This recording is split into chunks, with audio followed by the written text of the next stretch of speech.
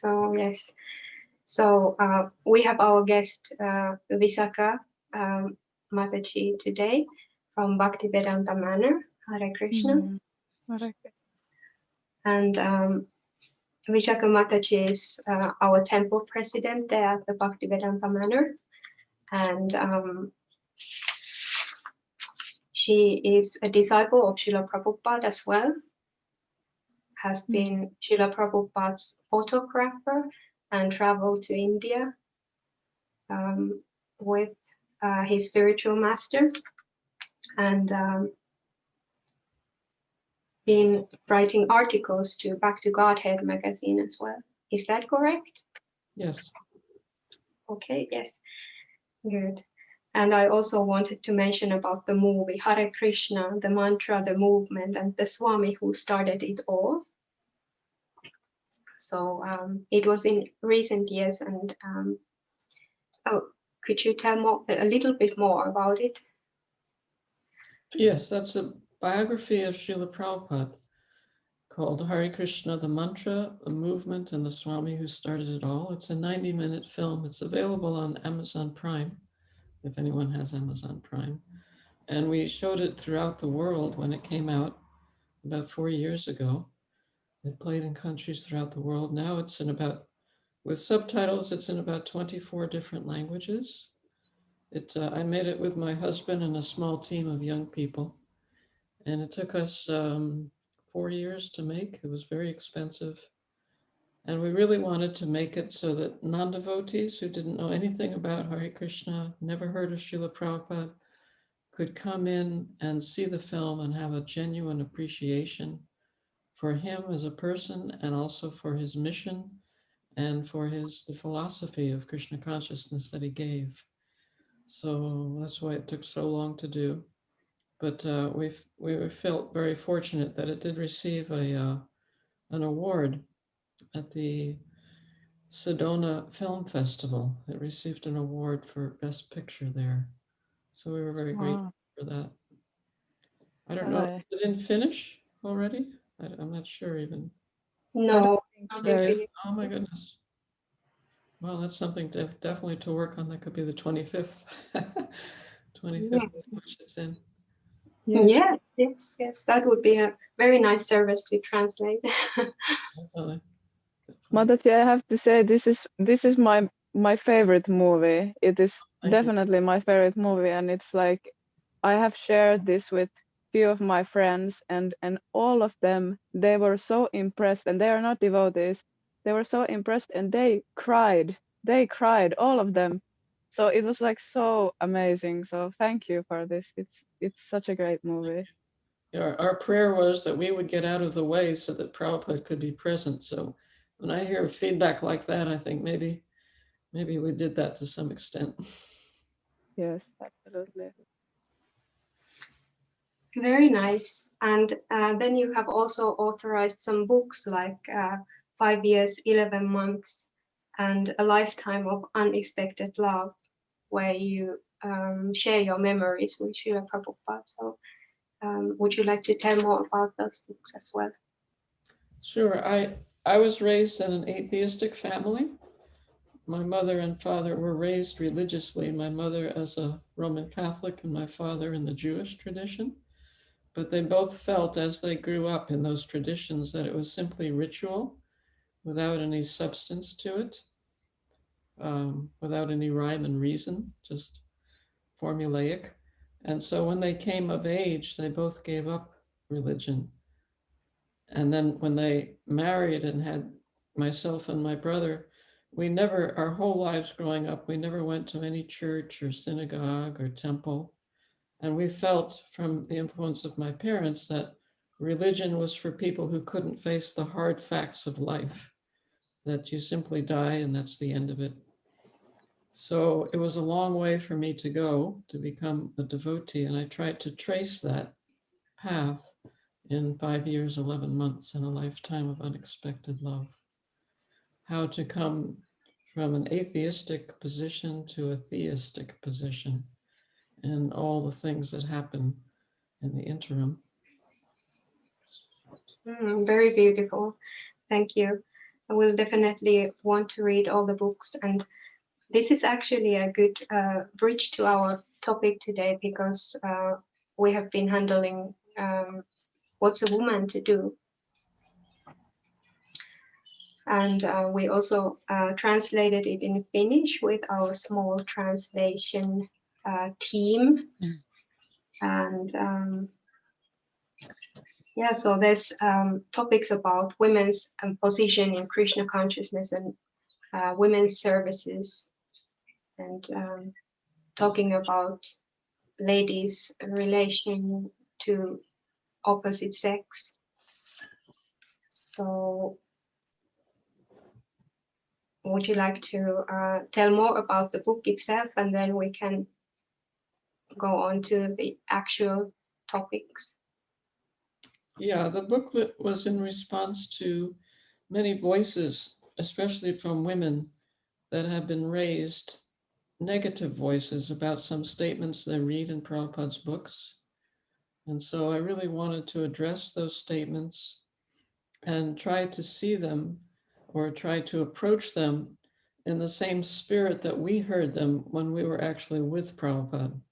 So much depends on our perspective, how we hear these statements and process them, and the context with which we hear them, the motivation with which they're spoken.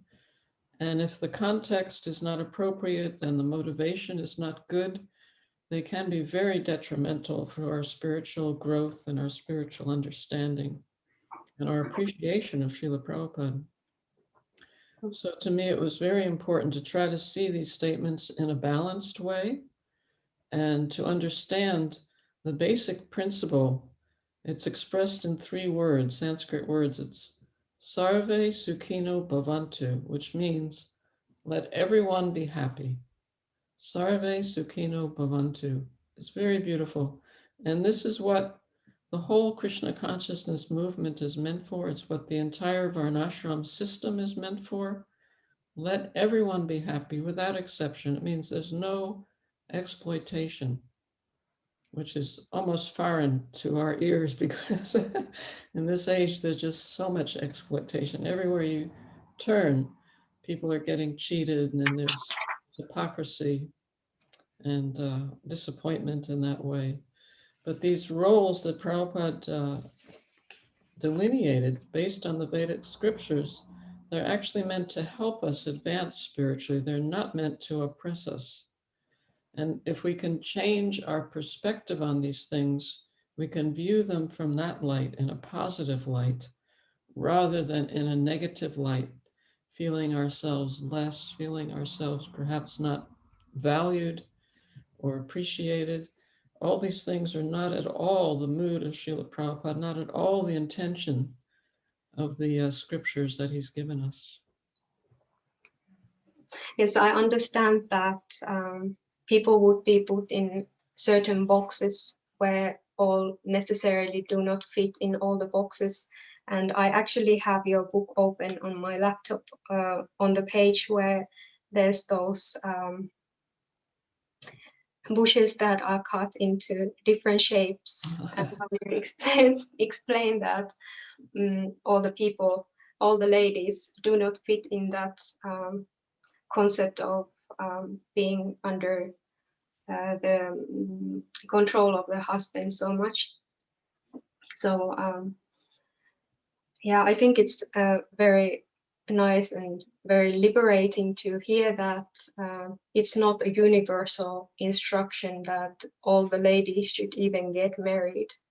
Because I personally have been thinking of this from the viewpoint of spiritual advancement, that of course when one enters into Grihastha ashram, there's all kinds of material duties that come along as well. And that's a very important question, that is it really favorable, and in which condition it would be favorable. So yeah, it's very individual. Certainly, Prabhupada, there is a statement as mentioned in the booklet where he says everyone should be married, especially every woman should be married. But this is clearly a generalization. because Prabhupada's own spiritual master was celibate his whole life. He never married, Srila Bhaktisiddhanta Saraswati Thakur, and he's glorified for that. Narada Muni, who appears throughout the Srimad Bhagavatam, a key figure, also celibate his whole life, never married, and so many other great personalities. So when Prabhupada says everyone should be married, that's a generalization. Most people should be married, but it doesn't mean every single individual should be married. There's some that can be Krishna conscious without marriage, and that needs to be recognized and honored. And Prabhupada did recognize that and honor that for men and for women. Although it's less common for women, he also honored it for women as well. But it is the exception. I mean, that should be clear. For both men and women, it is the exception that if one is going to try to go that path, it means one really has to do it in proper consciousness, not out of frustration, not out of anger, not out of negativity, but out of a sincere, positive drive to come closer to Krishna day by day. So is a husband sometimes like also a source of spiritual advancement in that sense, when everything is concentrated, focused on serving Guru and Krishna? That's the idea of the Grihastha ashram, that the man and the woman, the husband and the wife, come together to serve Krishna together as a team, and they can help each other in that service, fulfill their material desires, whatever those may be, and also by following the instructions of the Guru, serve Krishna, train their children to serve Krishna, be the example of a peaceful household life, simple living, high thinking, and in that way make very genuine spiritual advancement. And for, as I say, for the majority of the people, that will be beneficial. There will be exceptions, but for the majority, the Grihastha ashram is beneficial. And that's presuming that the match is carefully done. If people are incompatible, then it becomes, as we know, Grihastha life can become extremely difficult. Yes, thank you. Very important to hear this. So would it be a way to see the compatibility through astrology, or what would you suggest for this? I think astrology may be there. I think qualified astrologers may be rare. So that's one problem. But certainly the proposed couple spend time together and decide themselves if this is going to work, the relationship with work, if there's some synergy there. That's very important. And to get marital counseling, because inevitably problems will come up, differences will come up. We're not homogeneous. Each person is individual and should be individual. And when there's conflict, and there will be conflict, not to have conflict would be unnatural. So the idea is how to deal with the conflict so that we can both grow from it instead of tearing each other down. So those tools are really vital. And there is something called the Grihastha Vision Team that has a website, Family Resources, and they're trained to help couples, young couples, understand how to deal with differences, deal with conflict, and benefit from that rather than having it hurt the relationship. Thank you very much. So I wanted to tell everyone that now is the time when we can ask questions from Mother Visakha. So if whatever you have in your mind about these topics and based on this book, What's a Woman to Do, you can ask now. And don't hesitate, just ask. I actually wanted to ask, oh, sorry. Did somebody want to say something? Yeah, if I may, Haribol, I'm Sambhavi. I was helping Ambika Mataji with the translation, and for me, I think the essence of your book was more like more like the service that we can do. So it was like, in that sense, I would almost say that it was a feminist book, because feminism is about equal rights and equal opportunities for same work and same position. So I felt in a positive way that was what you were sort of like your message was more the service than grihastha ashram or a position of a woman as a wife or a mother or a daughter. It was like all through the book, I was feeling that you were like urging that everybody in Srila Prabhupada's movement can do any service, and that's what Srila Prabhupada wanted. That we all like, anybody can be a temple president. You can also distribute books. You can do theater. You can do so many things, regardless whether you are a man or a woman. And this is something like I think this is something that was like the essence of the book, more so than the position of a woman in relationship to the husband, for example. I mean, do you think I was correct with that, or like wasn't more like because this is what I needed to hear? So. The subtitle for the book, the title is "What's a Woman to Do?" and the subtitle is "The Role of Women in Srila Prabhupada's Hare Krishna Movement." So the role of women in Srila Prabhupada's Hare Krishna Movement is service, because we are spirit souls, and the soul is meant to serve. So that is the role of men, that is the role of women, that is the role of children, that's the role of old people. We're all meant to serve. And I wouldn't call that feminism, because feminism comes with baggage, negative baggage. So, I mean, in this group, it's fine, but I wouldn't go outside this group with that word, because it has negative connotations.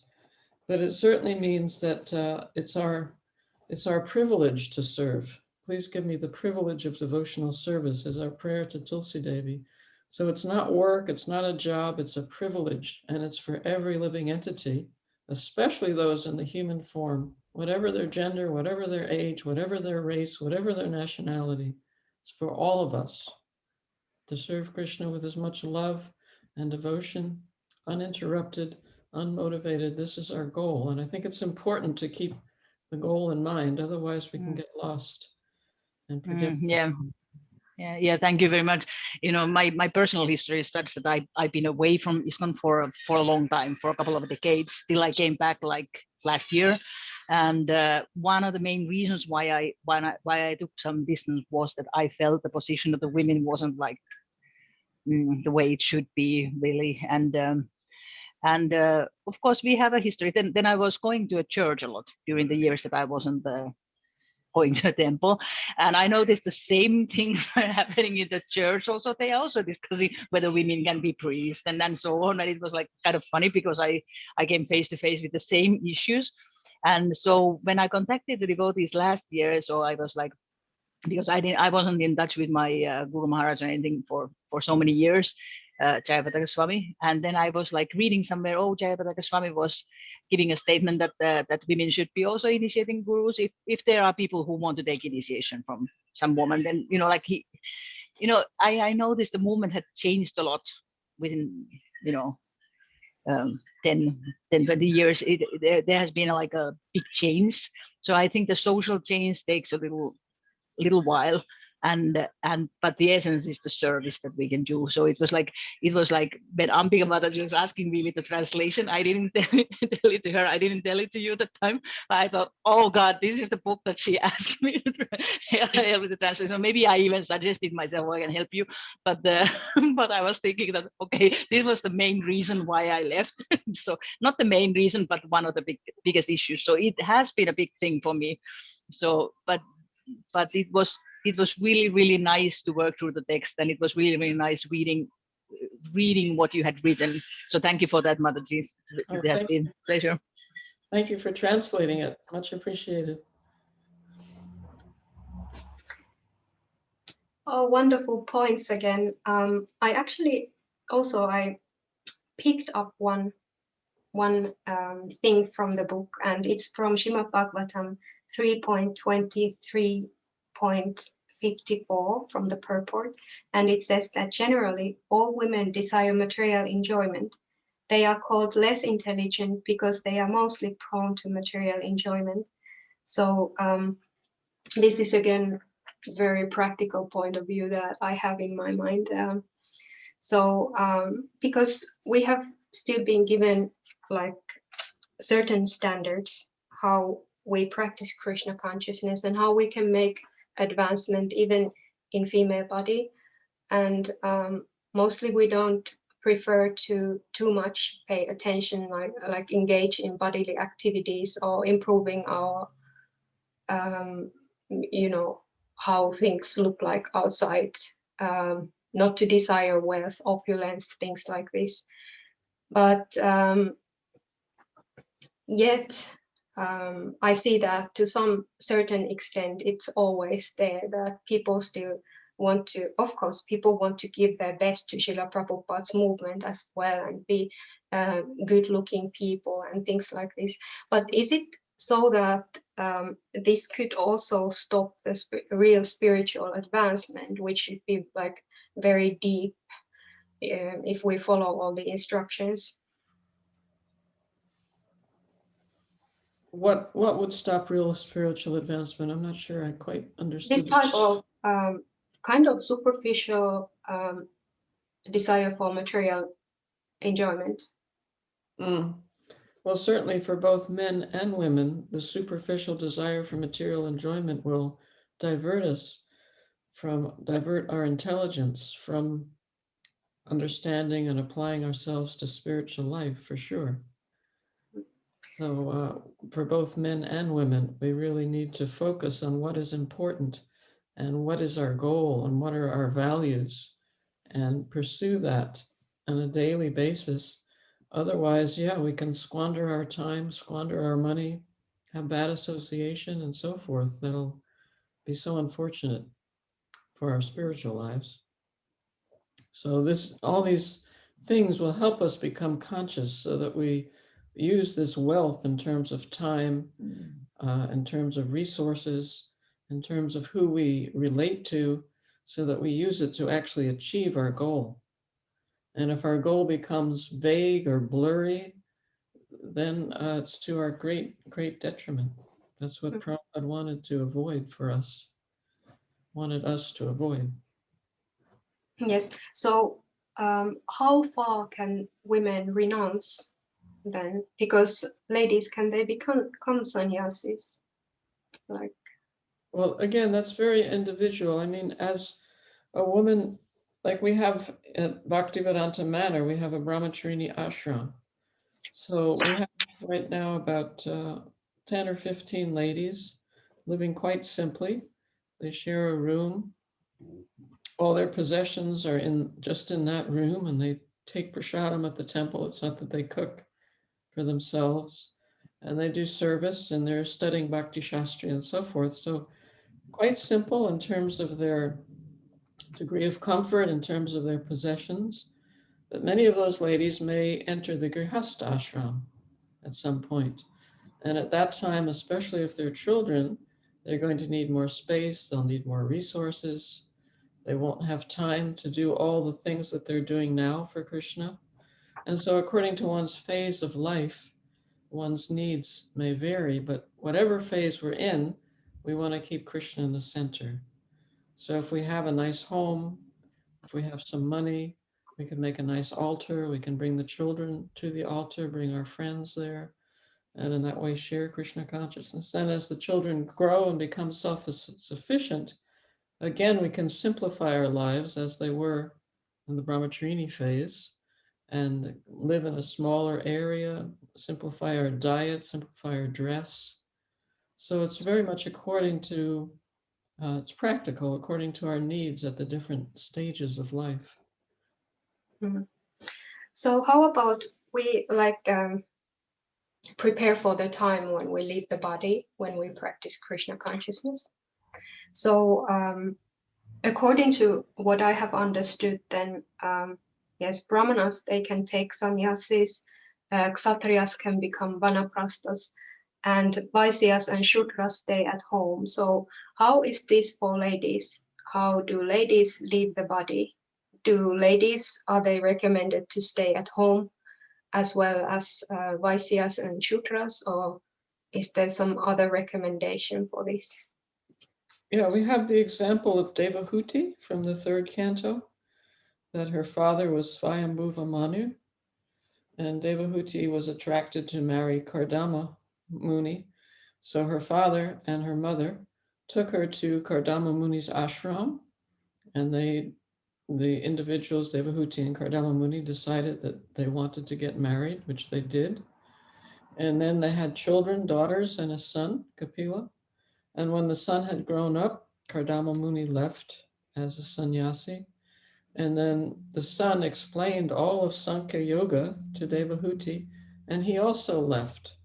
And Prabhupada writes there that she remained in the ashram, but she had all this knowledge, not just knowledge, but wisdom as well. She had realized the knowledge. She spoke beautiful prayers at the end of the 3rd canto, and that she went back to Kapila Vaikuntha. So yeah, women can also attain the supreme destination. They don't do it in exactly the same way as the males who take sannyas. They may do it at home, but the point is the consciousness, not where you are or the color of your dress or whether or not you're holding a danda. The point is the consciousness, and the consciousness can be elevated regardless of the body, whether male or female.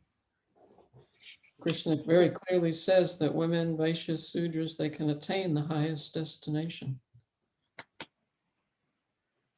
Yes, thank you very much. This helps to make the picture of the whole life in Krishna consciousness and where are we actually heading, thinking of the future and thinking of all kinds of questions about how am I situated, where should I go, and what is actually the destination in this life. So I was also thinking of when I was asking about the materialistic devotees earlier on, and especially ladies, when it said in the 3rd canto that women desire material enjoyment generally. So then when sometimes we see that devotees really are materially inclined and they really desire, material opulence with enjoyment like this, and clearly it's so that the advancement finishes to that point when one engages to material things. So can those devotees anyway be called superiors or senior devotees, although they'd have more age, more experience? But if it's based on something has misled or something like this to a wrong direction. I can say that, again, it's based on consciousness. It's based on qualification. It's not based on one's rank, that one's a sannyasi or one's a grihasta or one's a brahmachari. All those things are external, but the real crux of the matter is where's our heart, where's our consciousness? That's the real crux of it. And that's up to us. That's our individual eagerness, our individual enthusiasm, our determination, and so forth. So I don't think we should get distracted by these external things, but remain focused on the actual goal and know for certain that there's no material impediment to achieving that goal. The only impediment is the cloud that covers my own consciousness. The sun is shining behind the cloud, but my consciousness has created that cloud that prevents me from feeling the warmth and the light of the sunshine behind it. So through the practice of bhakti, through following Prabhupada's directives, that we can clear that cloud away and experience firsthand that warmth and that light. Yes, thank you very much. Does anyone else have questions from Visakha Mataji? Krishna, I actually have a question. I was just reading, or we were reading here in the farm, we were reading this same chapters about Devahuti and Kapila, and there it was, or we were having a small conversation about how Prabhupada was explaining this idea that a woman should be always dependent on someone, like first their father, then their husband, and then their eldest son. So how this principle should be applied in today's world, or for example, in a situation when if there's like a person or a lady who is not going to get married, for example, and well, obviously their parents or father aren't maybe the qualified person to kind of guide them. So, or should it be applied on like how would it be working practically in today's world for our kind of devotees? Yeah, that's really a good example, the example of Devahuti, because as I say, she went from the protection of her father, Swayambhuva Manu, to the protection of her husband, Kardama Muni, to the protection of her son, Kapila Dev, yeah? And you'll notice if you read that section that after Kapila Dev gives her all this knowledge, and it's incredible knowledge. I mean, there's chapters and chapters about devotional service, about fruitive activities, about the conditioned souls, quite intricate and complex knowledge that he gives her. And after that, and she makes some beautiful prayers, then Kapila Dev leaves. So her father has left, her husband has left, and her son leaves. And yet you'll find in the purport, Prabhupada says that Devahuti is protected. And those three personalities are gone. So it makes you wonder, well, how is she protected? That my understanding is that because she has assimilated this knowledge, therefore she's protected, even though her father, her husband, and her son are not there with her. But she's protected by the knowledge that they've given her, and just not just knowledge like you can recite slokas, but knowledge that she's imbibed in her heart, you know? And that is her protection. That's quite amazing. And so that's there for all of us. It's like, you know, Ram Navami is coming up on Wednesday.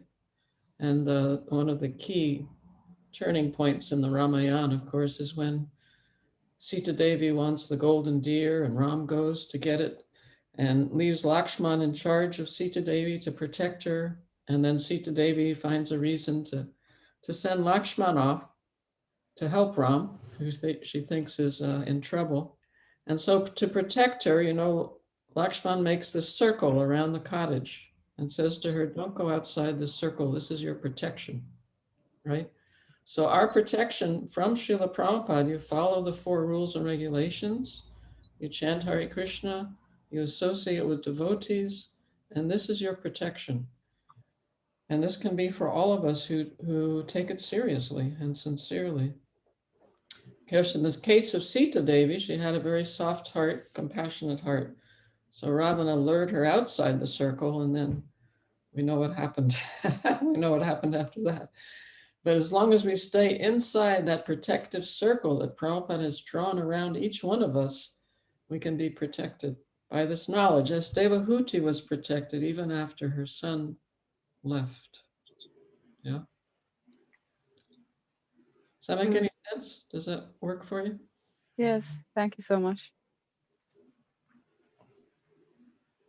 I think one of the main problems when speaking to people outside the movement or like when doing preaching work is when you speak about protection. People think it means oppression. It means being sort of in a jail and not being allowed to speak.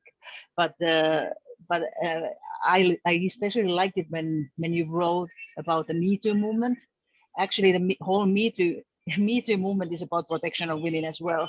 So it's not like women are not respected, but they even in a society at large, we acknowledge that women need certain kind of protection from certain kind of people. So I think that's a nice thing to bring out when speaking to like when Bhakti Rosa, you were saying like at the farm, you were talking about this.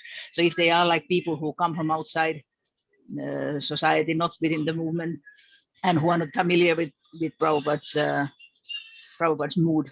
So then sometimes they feel that when we speak about protection, we speak about oppression, but that's not, at least I think Visakha Mataji, you were like also like quite clearly stating it there in the book that that's not how Prabhupada wanted it, but it was more like in the same lines as the Me Too movement also. Yes, thank you. It's I think it's a misunderstanding that protection means repression or oppression or suppression. It doesn't mean any of those things. But the fact is that there are men who are uncontrolled and untrained. In Treta Yuga, so many millions of years ago, there was Ravana, who, as we know, accosted Sita. But now in Kali Yuga, there's unlimited number of men who are overcome by lust and will dishonor women, disrespect women. And so, because men tend to be physically stronger than women naturally, women need protection. But as you say, that does not mean oppression or suppression or repression. Actually, you protect something that's valuable, and you protect it so it can flourish, so it can grow to its full potential.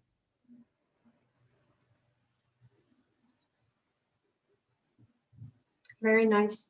About the protection again, and this very practical point of view. At some point, I get this idea that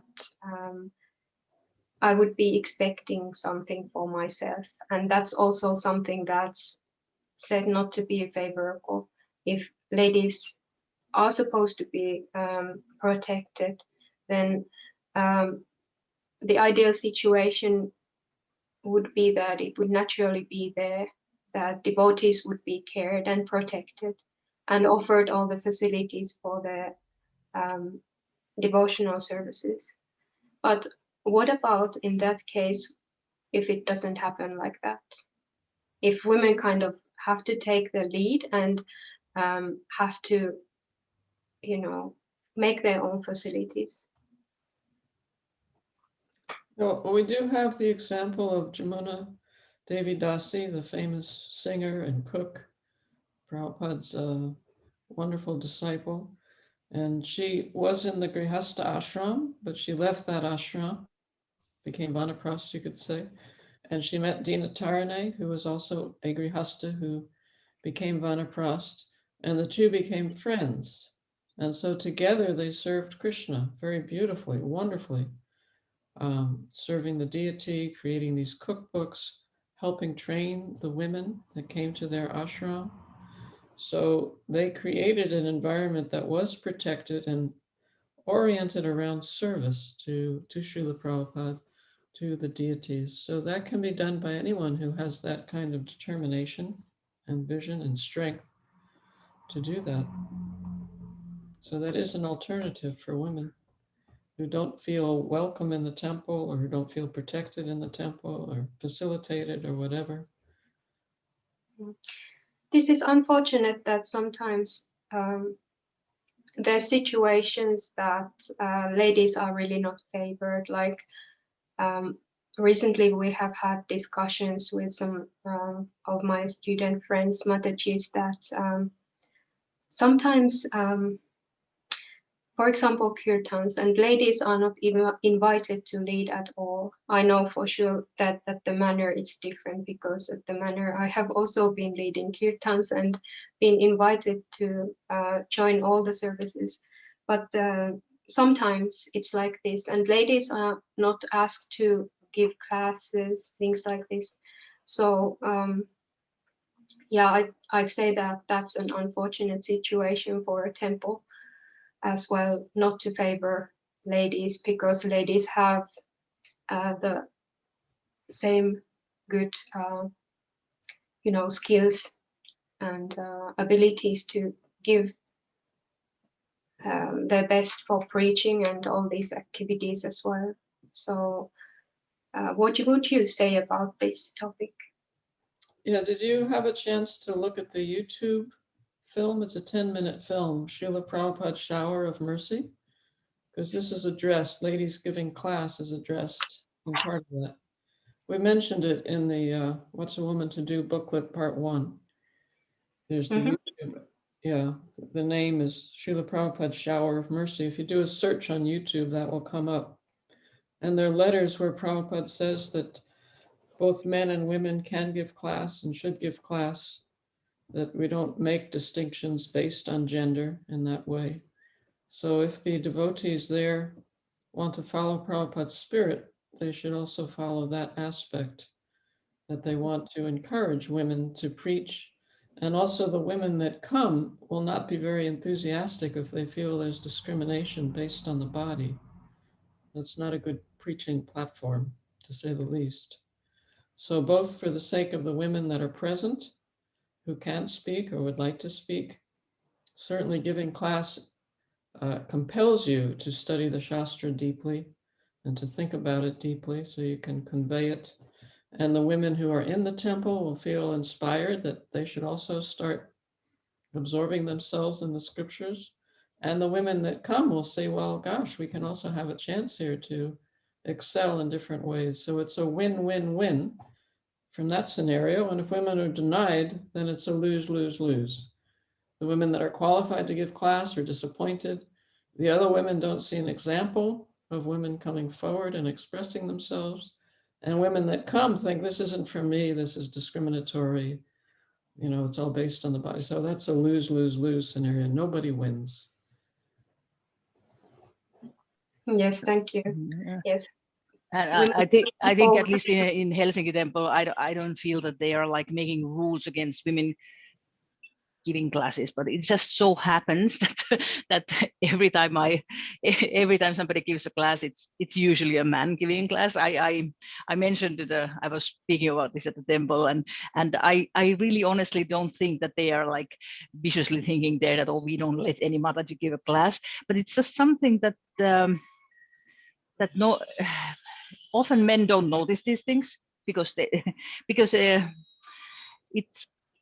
it's difficult to notice it if you are like giving class and then your fellow brahmachari is giving class and your fellow grihastha man is giving class, and you don't really think because you don't think necessarily that, oh, this Mataji is not giving class, and it's not like you're doing it out of viciousness, but you just don't like stop to think about it, and then somebody has to say that, okay, hey, we haven't seen any Mataji giving class here, and then maybe the Matajis also need a little bit encouragement. Because if you're not used to going there in front of everybody and talking, I mean, you have to start somewhere.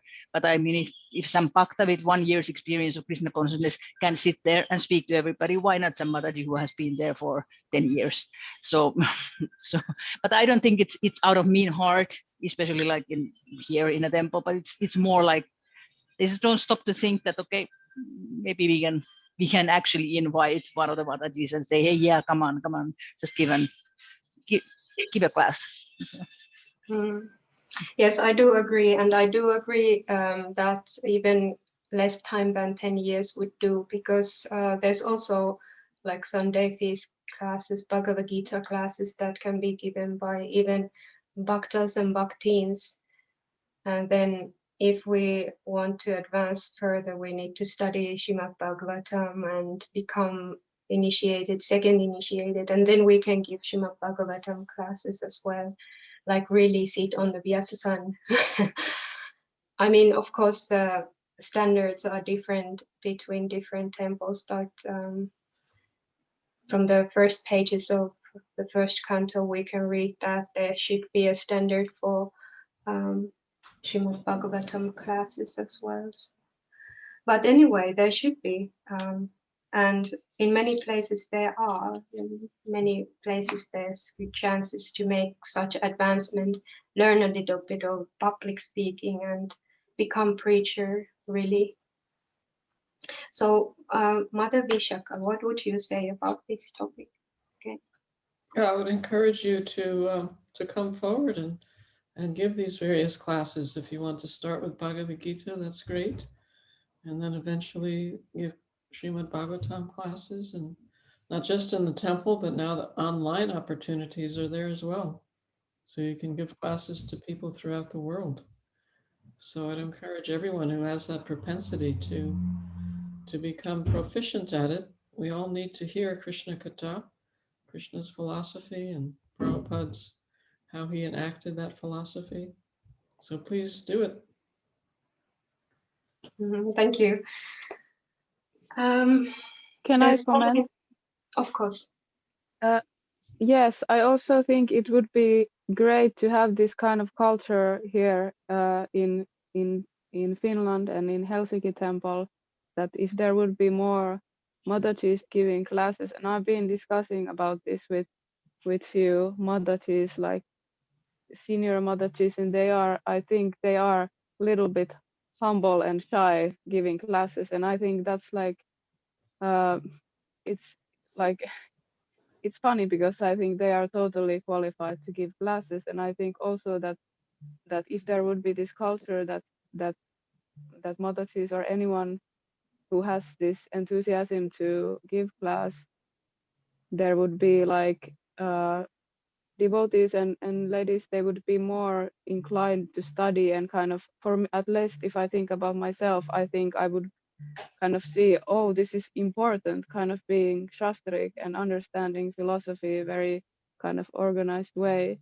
So yeah, I just think that it would kind of create itself if it would start somehow, that if you would see, oh, Mataji is giving classes, then it's like, oh, I should also be kind of able to do that at some point. Like this could be my service also. But if you don't see it, then we never kind of start to think that, oh, maybe I should study like or something, you know, if you know what I mean. Yeah, So yeah. I agree. It has to start somewhere. Even if it starts slowly, if it starts and you keep the momentum, then it will grow from that point. So please start and try to get some enthusiasm behind it. It's almost like if you never see a black person as a president, then you think, the black kids, they never think that they can become the president of the United States. But if one day there's a black person or a woman as a president, then the children will also think it's a normal thing. So kind of like same if you are in the temple and you never see a woman sitting in front and preaching, and you think, oh, I can't preach. So, but I'm thinking about Bhakti Achyuta Priya Mataji there, Shyama, because it would be really nice to hear you speaking. So, what do you say? It would indeed be very nice to hear our senior Matajis sharing their knowledge and realizations, experiences. A wonderful idea.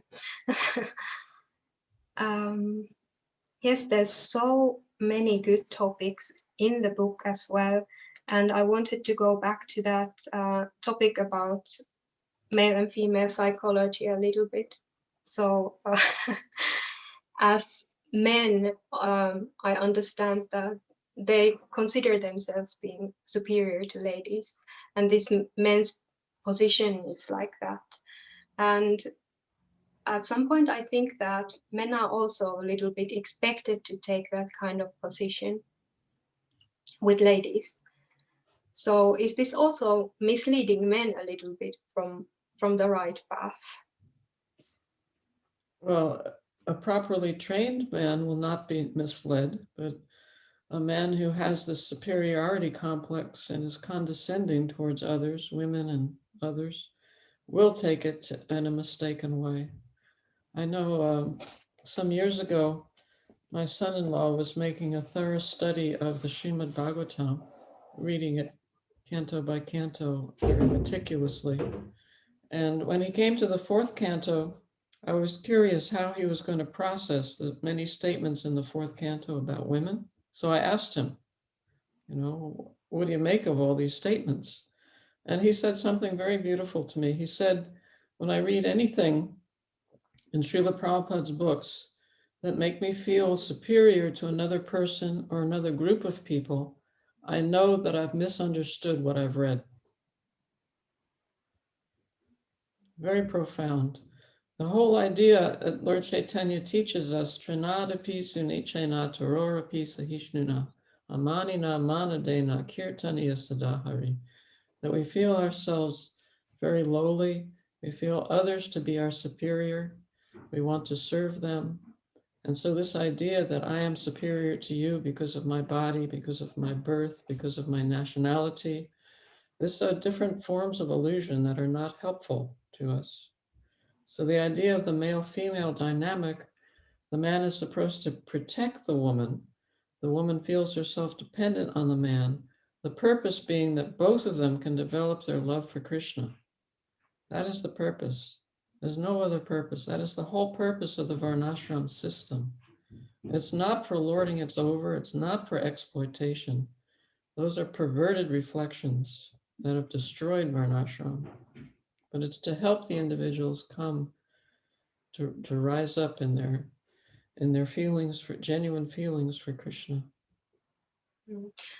So the importance of having a good relationship comes up as well, not only those structures that we get, the positions and other structures that we get, but also from soul to soul, to have a good relationship is so important in Grihastha life and so on.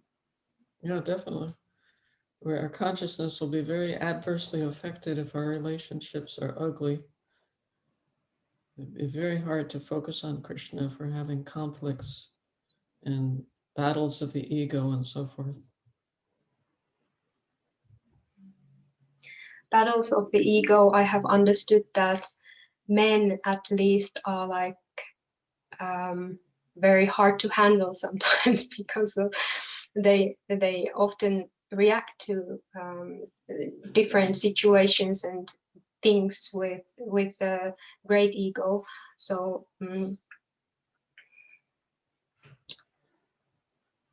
is it also the root there that men should be somehow superior, taking control over ladies, or what do you think?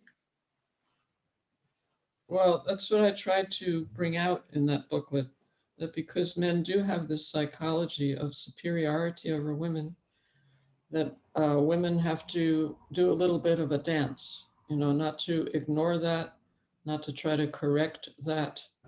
They do that and the relationship becomes really ugly really quickly. The example is Angela Merkel. She's been Chancellor of Germany for 16 years, I think. She's stepping down this year, but 16 years it's been. So she does this dance very effectively, and she gets done what she needs to get done. But it can't be done in the same way as a man would do it because of this psychology, the male-female psychology. So women have to be a little bit intelligent and recognize this superiority complex is there. In Angela Merkel's case, she might have a bright idea, but instead of giving it out as this is my idea, she might give it to one of her ministers and they present it as their idea. And she's okay with that because the idea is to help the nation of Germany. Now, if it comes from this minister, if it comes from me, that's irrelevant. We want to help the nation of Germany. So similarly, with devotional service, we want to please Krishna, we want to please the Guru. So, if it appears to come from a man or if it appears to come, that's secondary. The point is we want to work together for this common goal. And so the women has to be, as I say, a little clever. Otherwise, it'll be very unpleasant for everyone involved.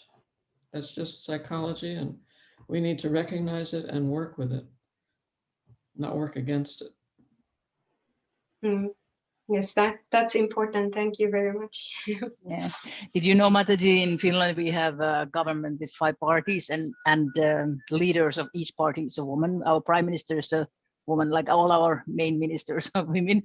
So it's also like sometimes I think that these things can be interpreted according to time and place, because our situation here is very different than, like, say, in USA or maybe Brazil or Mexico or something, or India, or so we are kind of used to.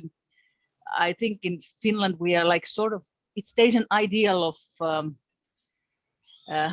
like, for example, during the winter, if you go in the bus, then you look at the people, you can't really make out if it's a man or a woman. You're sort of used to people having a hat on and a big coat. At one point I realized I don't actually know if these people coming in and out are men or women. And in our language, we have like a gender neutral third person. We don't have a he and she. we have, like same in Bengali, there is only like one word for the third pronoun. So that's sort of like something.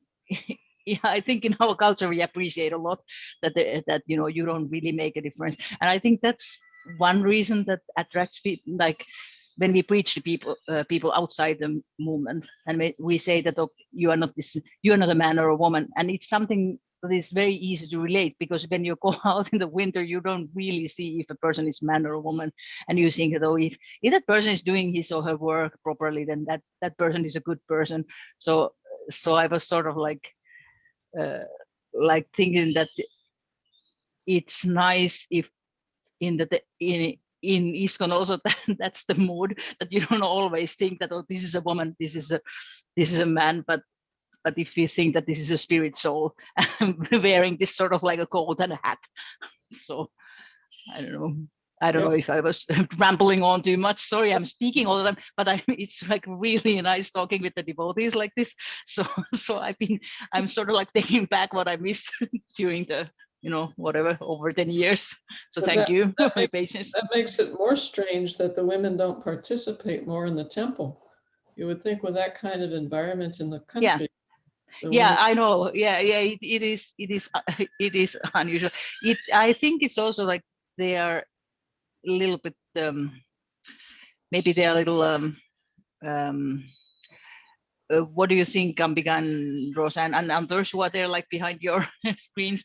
Is it because everybody values the humbleness and I'm not making a thing out of myself, and so the temple president and the men of the temple should actually encourage them a little more and say, just come on, just come on and give a class. It's service for the community. Yes, I do agree to that. And I do agree that humility is very important, but I also do think that truthfulness is as well important, to say things as they are. We can read this, was it 13th chapter of Canto 1, Srimad Bhagavatam, about the truthfulness. How even if things were unpalatable, we should speak them out loud, because that's the truth. And then we should just be humble and take it. But yes, I do agree that women should be encouraged. And I think that what would be very helpful for us would be if we would have, for example, a proper mentorship program system where all could join in and could have regular association with some senior devotee who could instruct with the advancement to the next step, could have like a program, read a little bit together and discuss, go through things as they are, and it would be beneficial for everyone, and it could encourage everyone to preach more as well. I think the main or one thing that would be very helpful also, like you said, that there would be senior devotees, but there would be also kind of like senior, like if some leader, like in like Vaisnavi, some lady leading Matatis here in Finland. I mean, it sounds kind of simple, but I think it would change a lot that we would have some like our own kind of leader somehow here, or some kind of senior who is like taking care of the younger ones. Or this is at least something that I have missed my whole life as a devotee. Yes, I agree.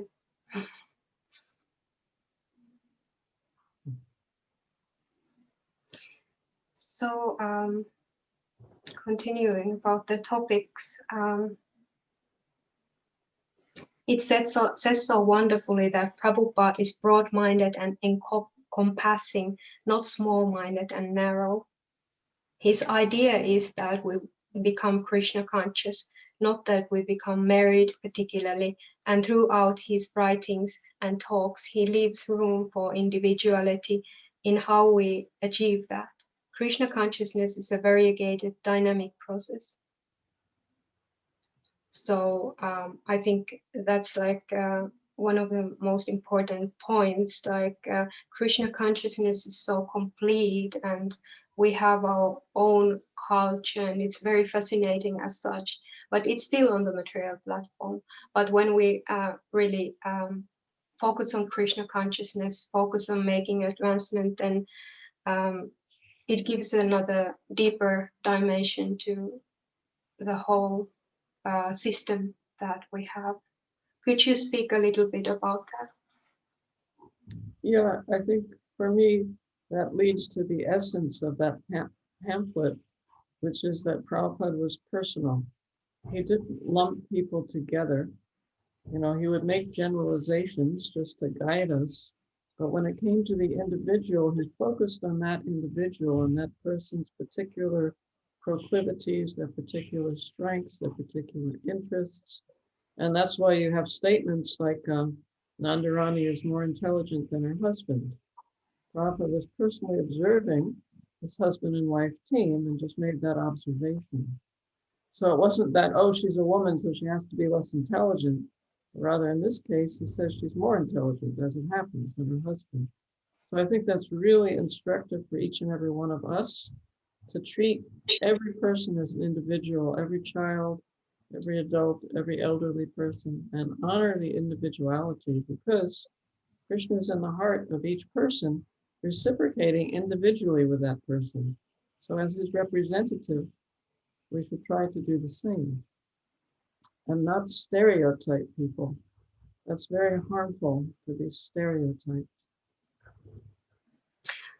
Thank you very much. I understand this topic also, like when we deal with other devotees, we should understand that all are not on the same level. People have different backgrounds and different experiences. They are going through their own material miseries, each and every one of us. So we cannot really put everyone to the category of being pure devotees right from the beginning, like sometimes it happens, so that we neglect noticing that there's really another person who needs me and who I can give a lot. So am I correct? Definitely, definitely. Maybe some of the other ladies would like to contribute their thoughts at this point. There's some who haven't said anything yet.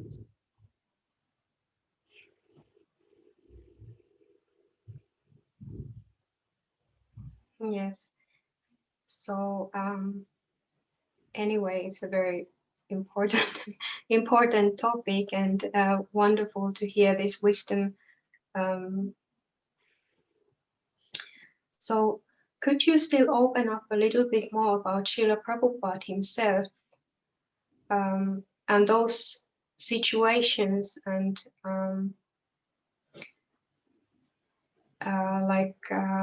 things that led him, for example, to give this type of instructions?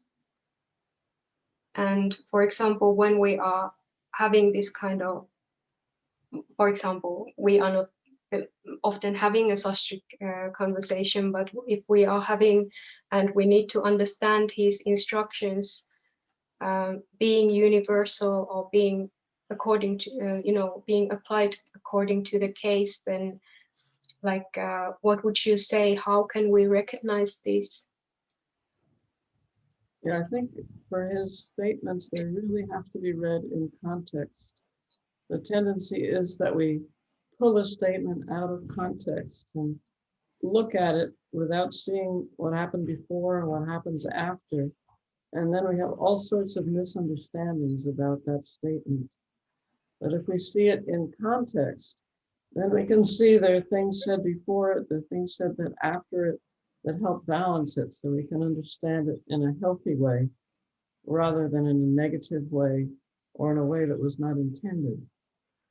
So that's something I think we all have to be conscious of each and every time we come to statements in Prabhupada's books that may be upsetting or misunderstood. See them in context, see the other statements that are made around them. That's something that I tried to do in part 2 of What's a Woman to Do, pulling out different pastimes in the Bhagavatam where there are apparently contradictory statements made. And somehow we tend to go for the negative statements and we don't balance them with the positive statements, and then it can become demoralizing, and we can misunderstand Prabhupada's mood and mission. Thank you very much. Somehow, for me at least, the sound is getting a little bit lower. There may be a reason. Is it my phone or? No, there's somebody outside who's making some noise, I'm afraid. Okay. Yeah. Okay. Did you hear any of that I said, or was that gone? Yes, I heard. Thank you very much. How about other Matajis? I see Siamaradika Mataji there with the video on. Would you like to contribute something? Yeah, Hare Krishna. Sorry, I didn't realize that I was unmuted a few minutes ago. Try to say, yes, very nice, interesting discussion going on. And I wanted to say about this women being more giving lectures and leading kirtans. We spoke about it in Rosa some time ago, and it used to be before different.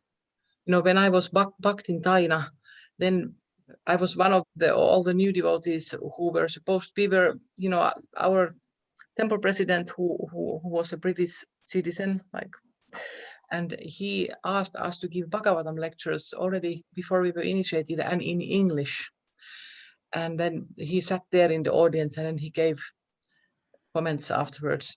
So that was the culture. I don't know if it's because of him or something, but it has changed like during the decades. Like same also, we were thinking some years ago, we spoke with somebody that the book distribution was the main service of everybody who joined, maybe at least for 1 year or 2 years. Of course, for some it was a little difficult, but you know, and ladies we were traveling and doing same as men. Now for many years, there has not been this emphasis for the ladies to distribute. I mean, we distribute in different ways, but not in that way that we go to the street and meet people. I don't know if they are related to each other or like that, but somebody mentioned that these very good points already here. I don't need to repeat, but I was also thinking that the men are like trained, you know, even younger devotees who are not initiated yet. They are like, they know that it's part of their service to lead Kora Arati, lead different songs and also give lectures. You know, they know that will be there. So somehow it has changed. I remember a few years ago, Kama Gayatri, Devi, Dasi, you gave nice lectures, and also you took care of the school programs who visited the temple for the religion classes. And I mean, that was nice spirit, but somehow you were the last one who was doing this. And I don't know why myself, I have become very shy and I feel that I'm a little bit too much in mundane thoughts. Have been some years. I mean, I didn't stop practicing, but kind of like I feel that I have felt that I'm not so absorbed in the Krishna consciousness philosophy that I would like to say anything. But it's very good. I think we could discuss here between us, the Finnish lady devotees, and you know, if we could get it together again, because it would be beneficial for us, you know, when we teach, speak what we have learned, and for others, and to everything. There is no bad sides in ladies also being more prominent in these fields. Thank you very much, Siamaradika Mataji, for sharing your experiences before and for giving this opportunity for us.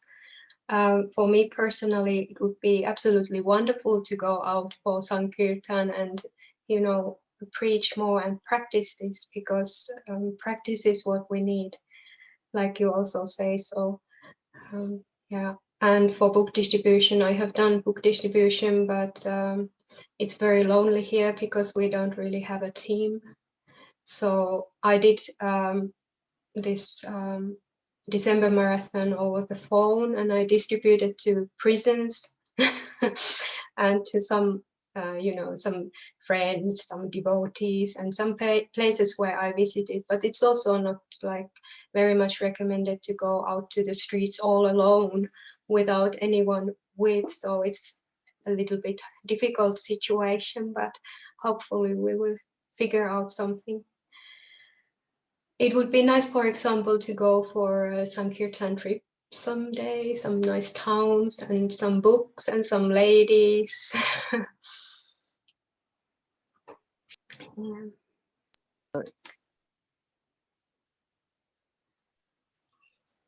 Yeah, Shyama Radhika Mataji was the top book distributor back in the late 80s and maybe still early 90s. We joined like around the same time, but you were number one. I was not the top. Vairaka Lakshmi was always better, and Urmila and you and everybody. We were all doing that. Yeah, then I left I left Finland and I went to India, and I was there for many years. So that was the end of my book distribution. But in Canada, I did some. I think I was among the top. It was fun, but I'm a little bit old for it now. So to stand on the street, but maybe Rosa there. So, and also with Corona, we can't really go out and sell books, and there are other ways, and times have changed. But yeah, I remember Shyama Radhika's. But I remember also that we were giving classes that time in English. I had like almost forgotten that we used to do that, because it wasn't, but I didn't think that back in the late 80s it was more equal, because in many ways it was like kind of suffocating, because we had to stand like behind the men in the kirtan, and then we had like be so conscious of covering the head all the time with a scarf, and it was like kind of little old school in those ways. So but yeah, we used to give classes at least. That's very nice. Thank you for sharing, Mataji's both.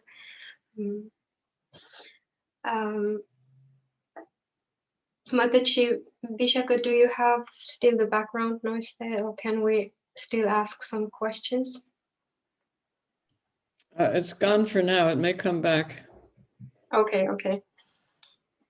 But I should leave in about 15 minutes, yeah. Okay, yes, that's good. And thank you so much for being for us here. I'm sorry we sort of started talking about our own memories, but it's really nice, because you are one of the legendary figures in Prabhupada's movement.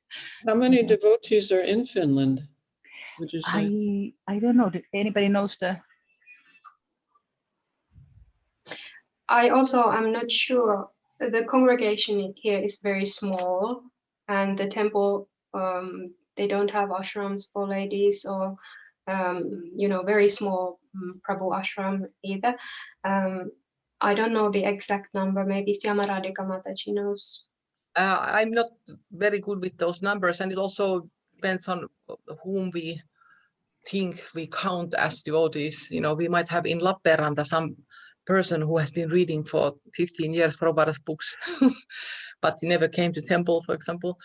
But yeah, there is in the temple there is living maybe 4 or 5 men at the moment, but most of the devotees live a little bit like somewhere around, in their homes, and they come and serve. Many have like some seva which they do regularly, like Bhakti Ashtapriya Mataji is very nicely serving the deities always and cooking. So although she lives a little further away, but we have, yeah, it's kind of little, but there is coming more and more people every now and then, especially when the Corona time is out, many visitors who are interested in, and then they have they have this kind of weekend monk program. At one weekend there was from Friday till Saturday 5 young men who practiced bhakti yoga like that. So, but that's like really amazing that for many years we didn't have even facility for ladies ashram, like nor physical nor social, like or spiritual. But it used to be, we always were before, we were half ladies and half men, living, but it changed also at one point. I think Ambika, you were the last one living as a brahmachari, Rini.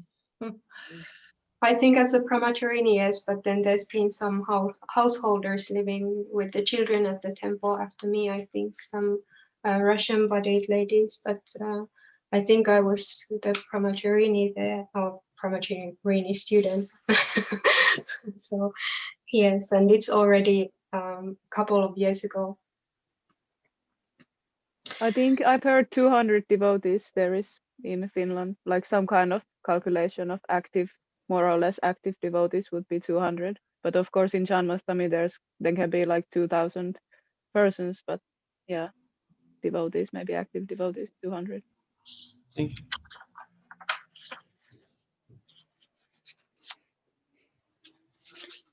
So I have one more question from the book. So now we have been talking about the psychology, and this is actually, again, very practical question about the, about the Varn ashram, about ladies' position, and because it's very universal that Krishna consciousness is in general. So even like whatever caste, to say, or class of society one may belong, one can as well achieve the ultimate goal of life. And if we follow the instructions that we have got from Sri Chaitanya Mahaprabhu, so would you like to speak a little bit more about this? Yeah, the idea of varnashram is not by birth, janma, but by guna and karma. It's really important. Guna means qualities and karma means activities. So the idea that one is born into a Brahminical family, certainly one has the opportunity, perhaps more than others, to become oneself Brahminical, but it's not inevitable. People have been born into Brahminical families who have other propensities and yet are taken as Brahmins, and that's really the perversion of the Varnashram system. And then that's what you call caste system. And that is basically exploitative, that the higher castes want to hold on to their position and get benefit from the lower castes, whereas in Varnashram, all the classes want to help each other. That's the idea. They want to assist each other. And it's not a matter of oppression, but it's a matter that the Brahmins will freely give their knowledge to benefit the Kshatriyas, the Vaishyas, the Sudras. The Kshatriyas there are protecting all the other classes. And then the Vaishyas are providing for them and the Sudras are assisting. And so this way there's really synergy amongst them and they can feel mutual benefit. But this idea of caste system, Prabhupada said at one point, this has caused the degradation of India that we see today. India is in such a deplorable condition because of this rigid caste system. So we certainly don't want that kind of contamination to infiltrate our own consciousness, but to see according to qualities and activities a person functions in society. And that's good for the person. You really feel fulfilled when you can do what you love to do and do it for Krishna, and also support yourself and your family. And it's also good for the movement. The movement benefits when people are happy and fulfilled within it. Yes, so I understand that there's no concept of hierarchy in Krishna consciousness. Is that correct? Well, Prabhupada said at one point that the person who's editing Back to Godhead magazine or dressing the deities should not feel himself or herself to be superior to the person that's simply cleaning the temple room. That again, it's a question of consciousness. That's the key point. It's not a question of what you're doing. You do whatever you can do for Krishna and try to absorb yourself in him in the process. And then regardless of what you're doing, you can be doing something very simple. When Prabhupada lived at the Radha Damodar temple, there was a woman who went to get water from the Jamuna every day for the deities of Radha Damodar so the pujaris could bathe them in this Jamuna jal, Jamuna water. And because she did that every day without fail, Prabhupada said she would go back to Godhead for that service.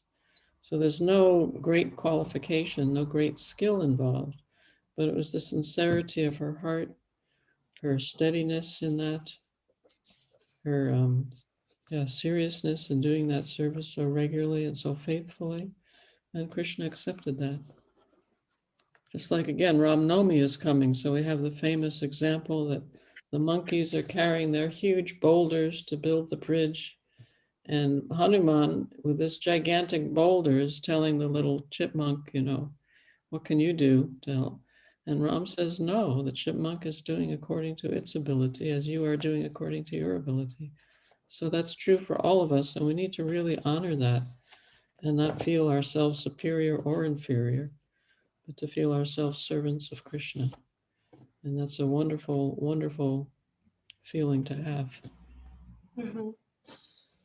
Yes, thank you. This reminded me of my Srimad Bhagavatam study from the chapter where it tells about Dwarka, how Krishna's reception to Dwarka, and Krishna greeted everyone equally, no matter what prostitutes, no matter what social orders there was. Everyone was equal, and he was equally affectionate with everyone.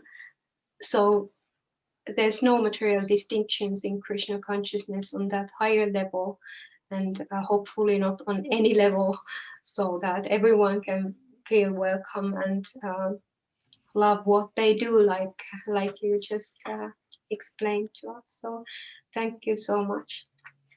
Thank you. Thank you for inviting me. It's nice to have your company.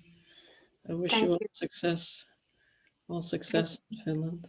And please, if you have the interest, you can go to School of Bhakti and take that course on simple living, high thinking. It's coming up soon. And I hope you come again to visit us sometime online and maybe one day and in person also once we get the Corona thing over. Thank you. Thank you. I'd be honored to. You can come on a tour of Finland first to Helsinki, and then you can come to the central Finland because I'm moving to Jyväskylä, which is quite close to Ambika's place. Oh, wonderful. And so so you'll come and visit all over Finland, different places. That would be so nice. Very beautiful country, decorated with beautiful Vaishnavas and Vaishnavis. Oh yes, thank you so much. Thank you. Thank you. Hare Krishna. Hare Krishna. Hare Krishna. All glories to Srila Prabhupada. Bye. Jai.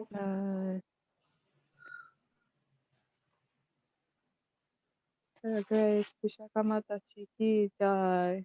Jai. Bye. Olipa se kiva. Anteeksi, kun mä olin koko ajan äänessä. Mä tuossa täysin, että meillä on niin vieraskin. Oli tosi hyvä, että olit mukana, ja ihanaa, että oli paljon asiaa. Toivottavasti saatiin käytyä läpi noin kaikki pääkohdat tai niin kuin pääajatukset tuolta niin kuin kirjasta. Mä koitin vähän poimia sillä mielellä, että olisi vähän niin kuin jokaiselle jotakin, koska kaikki ei välttämättä edes tiedä siis varna ashram systeemiä ja